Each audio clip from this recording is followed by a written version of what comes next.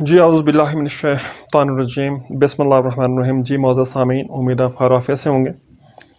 آج ایک بات آپ لوگوں سے ڈسکس کرنے جا رہا ہوں، اور بلکہ ڈسکس بھی نہیں کر رہا ہوں، میں اس کو آپ سے شیئر کروں گا، اور جو میری اپنی انڈرسٹینڈنگ ہے وہ میں آپ کے ساتھ ڈسکس کروں گا، اور میں چاہوں گا کہ آپ خود اس پہ غور کریں اور خود کو اس کو جو ہے سمجھنے کی کوشش کریں، اور اس کو سمجھنے کے بعد اس انڈرسٹینڈنگ کی روشنی میں ہم اپنے آپ کو ایویلیویٹ کریں کہ ہم اس دنیا میں کیسا پرفارم کر رہے ہیں، اور جیسا کہ ہمیں پرفارم کرنا چاہیے ہم ویسا کر پا رہے ہیں یا نہیں۔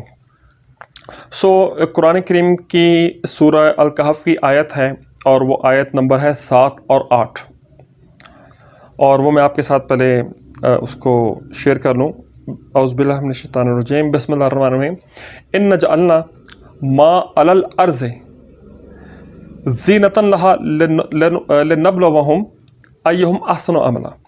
اللہ کریم ارشاد فرما رہے ہیں کہ دنیا میں جو جتنی چیزیں ہیں، ان کو ہم نے دنیا میں یا زمین پر زینت بنایا ہے، ان کو زینت دی ہے، ان کو اٹریکٹیو بنایا ہے، ان کو ڈیکوریٹ کیا ہے، تاکہ ہم تمہیں آزمائیں کہ تم میں سے اچھے عمل کون کرتا ہے۔ ایک پھر آیت نمبر 8 میں ارشاد فرمایا وَإِنَّا لَجَاعِلُونَ مَا عَلَيْهَا صَعِيدًا جُرُزًا، اور پھر ایک وقت آئے گا کہ جو کچھ اس میں ہے اس کو ہم چٹیل میدان کر دیں گے، سب کچھ ہم صاف کر دیں گے۔ اب میں اس پہ ڈسکشن اپنے سٹارٹ کرتا ہوں، اور دیکھیں جو میں ڈسکشن آپ کے ساتھ کر رہا ہوتا ہوں یہ ایک طالب علم کی حیثیت سے ہوتی ہیں، اور ایک گنہگار اور کمزور مسلمان کی حیثیت سے ہے۔ میرا جو وش ہوتی ہے یہ کہ میں ڈسکس کر لوں، اور ہمیں قرآن کو ایک دوسرے سے ڈسکس کرنا چاہیے، جو اللہ ہمیں سکھائے ہم دوسروں کو بتا دیں، جو دوسروں کو سکھایا جائے وہ ہم ان سے سیکھ لیں۔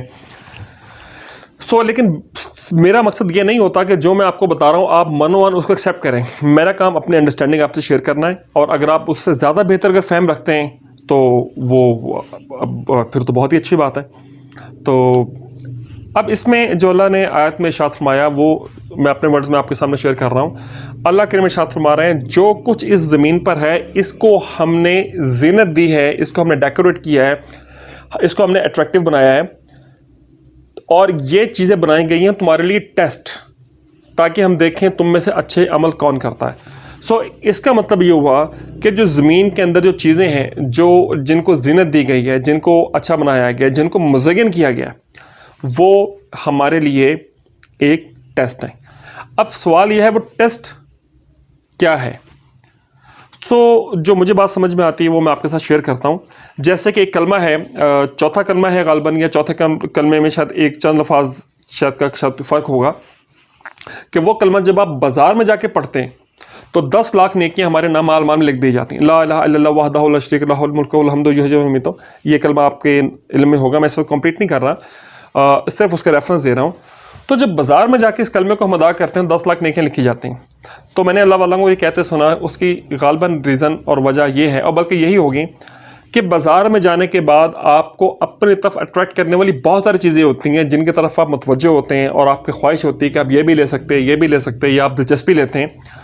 اس ماحول میں جا کے اگر آپ اتنا سا بھی اللہ کو یاد کر لیں، یا یہ کلمہ آپ ادا کر دیں، تو آپ کو پھر نیکیاں بھی اس حساب سے بہت زیادہ ملیں گی، کیونکہ اس وقت آپ کا جو مقابلہ کہہ لیں یا جو ماحول کہہ لیں وہ آپ کو کہیں اور اٹریکٹ کر رہا تھا، اس کے باوجود آپ اس طرف اٹریکٹ نہیں ہوئے، اور آپ نے اپنے اصل چیز کو فراموش نہیں کیا۔ معزز سامعین، جو بات میں آپ کے ساتھ اسٹیبلش کرنا چاہ رہا ہوں وہ یہ ہے کہ یہ جتنی بھی اٹریکشنز ہمارے سامنے بنائی گئی ہیں، وہ چیزیں جن میں انسان اٹریکٹ ہوتا ہے، جن کی طرف انسان متوجہ ہوتا ہے، جن کی طرف اٹریکٹ ہو کر ہم لوگ اس کو حاصل کرنے کی تلاش میں سرگرداں ہوتے ہیں، اپنے آپ کو تھکاتے ہیں، اپنے آپ کو انکمفرٹیبل کرتے ہیں، خود کو بے چین کرتے ہیں۔ یہ چیزیں اٹریکشنز اور بیسیکلی ڈسٹریکشنز، اور ڈسٹریکشنز کیا ہیں کہ جیسے کہ ہمیں ایک اس چیز میں انوالو کر دیا جائے، یا اس چیز میں ہم ٹریپ ہو جائیں کہ جس میں ٹریپ ہو کے ہم اپنے اصل مقصد کو بھول جائیں، یا جو اصل چیز ہے اگر ہمارے ذہن سے وہ فراموش ہو جائے تو اس کا مطلب یہ ہے کہ پھر ہم اس چیز کے اندر جو ہے وہ کامیاب نہیں ہو سکے، ہم ناکام اس کے اندر ہو گئے۔ یعنی کہ جس پرپس، جس آبجیکٹیو اور جس چیز کے حصول کے لیے ہم آئے تھے उस चीज़ को फरामोश कर बैठे और जो छोटी छोटी अट्रैक्शंस हैं, जो छोटे छोटे खिलौने हैं जो हमें अट्रैक्ट करती हैं, उनकी तरफ लपके, उनकी तरफ बढ़े और उनमें ऐसे मगन हुए, महव हुए कि हम अपने असल को भूल गए। तो अगर ऐसा हुआ तो फिर हम लोग इस टेस्ट के अंदर कामयाब नहीं होंगे। तो जो बात मुझे समझ में आती है वो ये है कि अगर हम दुनियावी चीज़ों में महव होकर, इनमें मगन होकर, इनमें इन्वॉल्व होकर अपने अल्लाह को भूल गए, अल्लाह ना करे माज़अल्लाह, या अल्लाह के ज़िक्र से गाफिल हो गए, तो फिर काम जो है वो ठीक नहीं है। और फिर इन चीज़ों के मुतालिक अल्लाह इरशाद फरमा रहे हैं कि एक वक्त आएगा जब मैं इन तमाम चीज़ों को साफ़ कर दूंगा, चटल मैदान कर दूंगा। यानी कि ये जो चीज़ें नज़र भी आ रही हैं ये टेम्परेरी हैं, these are not for ever. और इसके मुकाबले में ये आयत नहीं है जो मैं अब आगे कोट कर रहा हूँ, ये अपनी अंडरस्टैंडिंग बता रहा हूँ। अल्लाह के पास जो चीज़ें हैं वो हमेशा के लिए हैं, वो बाकी रहने वाली हैं। सो मौजूद सामीन, जो असल टास्क है, असल टास्क में जितनी वीडियोस होंगी उसमें अल्लाह ने चाहा, मेरे अल्लाह ने जब तक चाहा मैं डिस्कस करता रहूँगा, वो अल्लाह के ज़िक्र की कसरत और इस्तकामत है। और अल्लाह करीम ने कुरान में इरशाद फरमाया शैतान तुम्हें नमाज से और अल्लाह के ज़िक्र से रोकेगा। उसका टास्क है, ये उसकी ड्यूटी है कि उसने तुम्हें डिस्ट्रैक्ट करना है इन चीज़ों से। उसने आपको जुआ खेलने से नहीं रोकना, उसने आपको बुरे कामों से नहीं रोकना, उसने अल्लाह के ज़िक्र से रोकना है, नमाज से रोकना है, हमें अच्छे कामों से रोकना है। खुसूसन ज़िक्र और नमाज का अल्लाह ने ज़िक्र जो है वो कुरान में इरशाद फरमाया।